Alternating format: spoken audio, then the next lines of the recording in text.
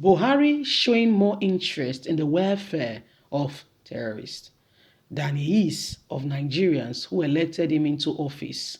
Well, Bishop Kukah has continued to rage the storm and tell Nigerians, truly, sincerely speaking, that Buhari is not a president of Nigerians. He's the president of those who are destroying the country, the terrorists and the bandits. That's the president.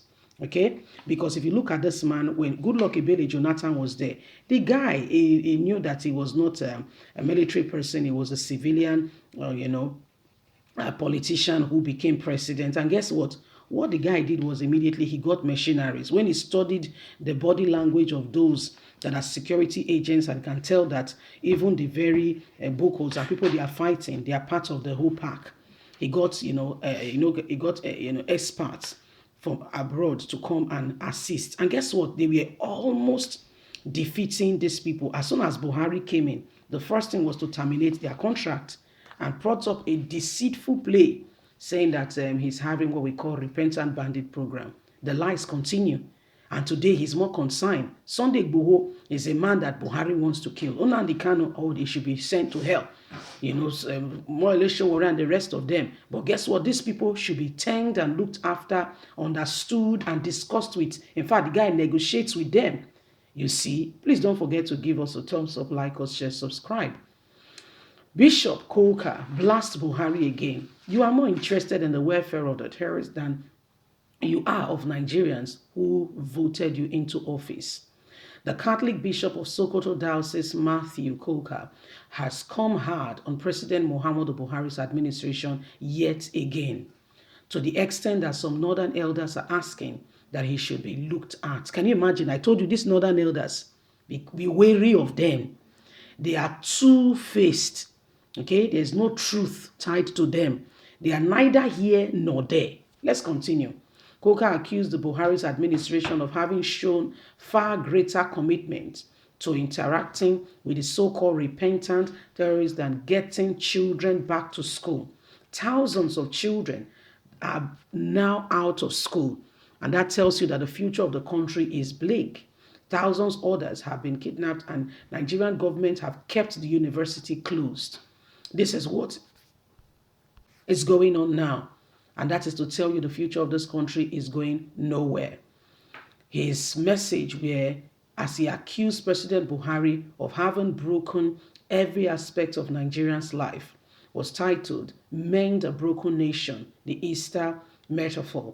It was dated April the 17th, and it reads, Hello, brothers and sisters in Christ, men and women of goodwill everywhere.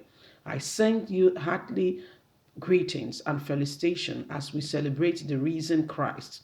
Easter is more again for all Christians. Easter is a metaphor for our lives as individuals, families, communities, or nation. Easter is a metaphor for how shame, scandal, powerless weakness suddenly transformed into glory, honor, and applause. It is a fulfillment of what the Master himself has foretold when he said, Unless a grain of wheat fall to the ground and dies, it remains and abides as a single grain. But if it dies, it bears forth much fruit. And that is in John 12:24.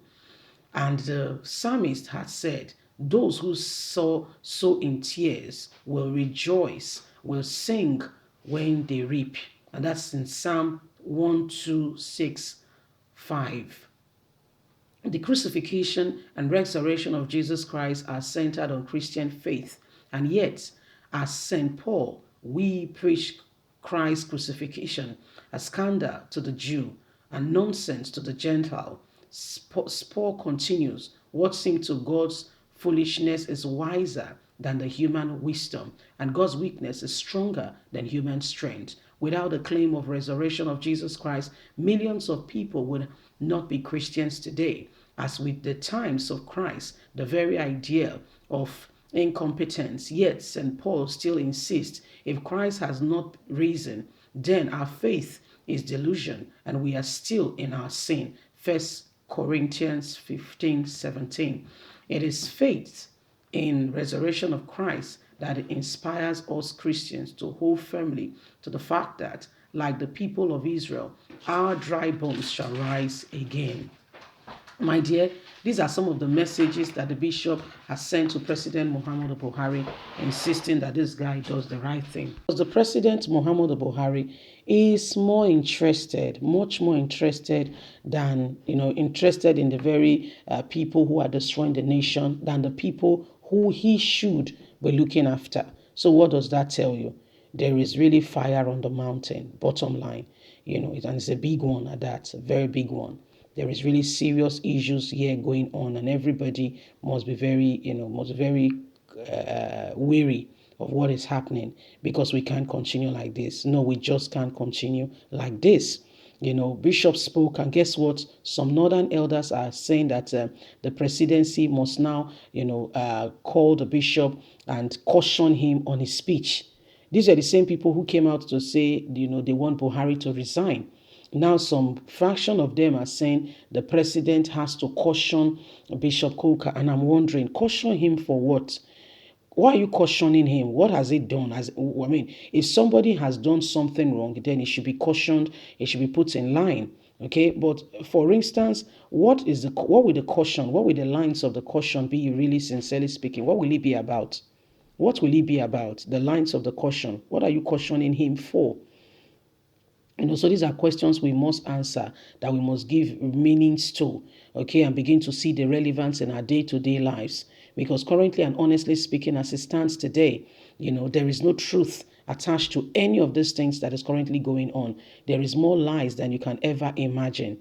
President Muhammadu Buhari has started, on a face of lies. He started on a face where Nigerians can no longer speak.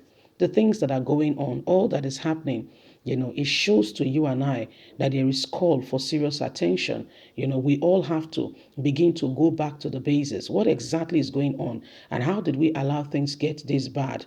Okay, how did we allow things get this bad? What should we do, and how should we move forward? What are the premises of moving forward in all of this? We have to begin to reevaluate our position. We have to begin to, look at things again and again, and give perspective to what we are currently experiencing.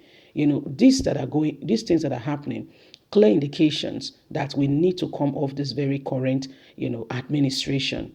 You see, leave us a comment. We'd love to hear from you. God bless you. Have a fantastic day. From us, it's bye for now. Don't forget, you have a voice. Bye.